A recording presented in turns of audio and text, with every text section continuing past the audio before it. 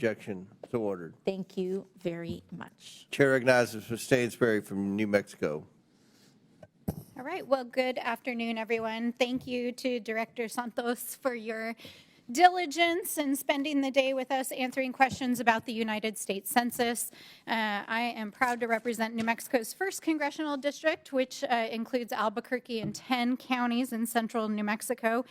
And the United States Census is absolutely essential to my communities, and an accurate count is very essential to my communities because we are tribal communities, we are rural communities, we are low-income communities, and the census is essential for not only capturing, of course, who's there, what their backgrounds are, where they live, but it is absolutely essential for all of the federal services that our communities depend on to survive.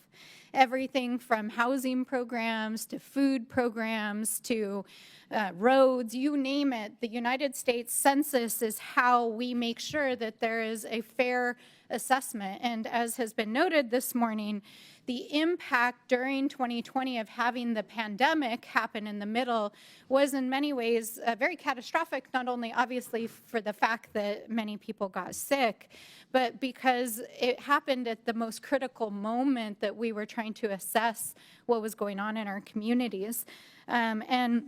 You know, I, for one, want to say thank you to all of our census workers out there, not just the enumerators that were hired to go out there and to work with the Fair Count organizations that stepped up to the plate, but to the people who do the hard work behind the scenes.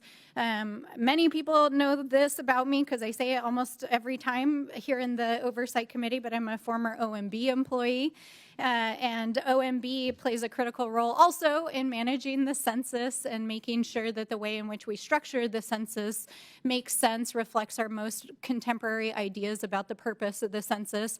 But I think it's important, and I know a number of folks here today have pointed out that the real purpose of the census, which goes back to our founding as a country, goes back to the 14th Amendment of the Constitution, where it states very clearly that, you know, the apportionment of seats in the House of Representatives is based on a count of the whole persons in each state.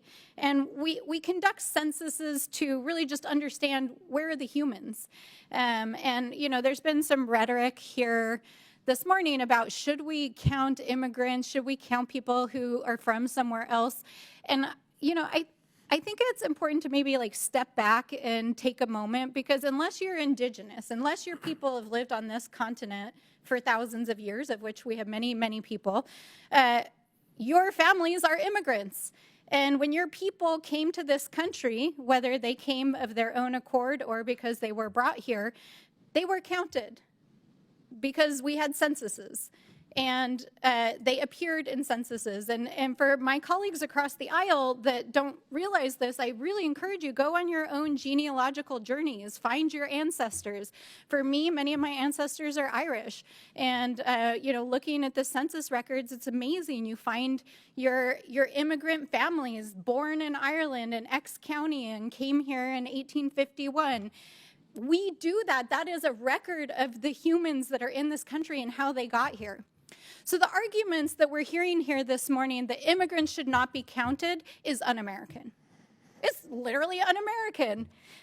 It is really about sowing a narrative, a political narrative that is being propagated for political reasons. We know that in the wake of this election, Donald Trump has promised that he wants to do a mass deportation scheme. During his last presidency, he tried to force federal workers in the United States Census to add a question about citizenship that was not for the purposes of just good government and making sure that folks would, you know, be counted. It was for the purpose that people could be identified and targeted should they actually carry out some of their more nefarious mass deportation schemes.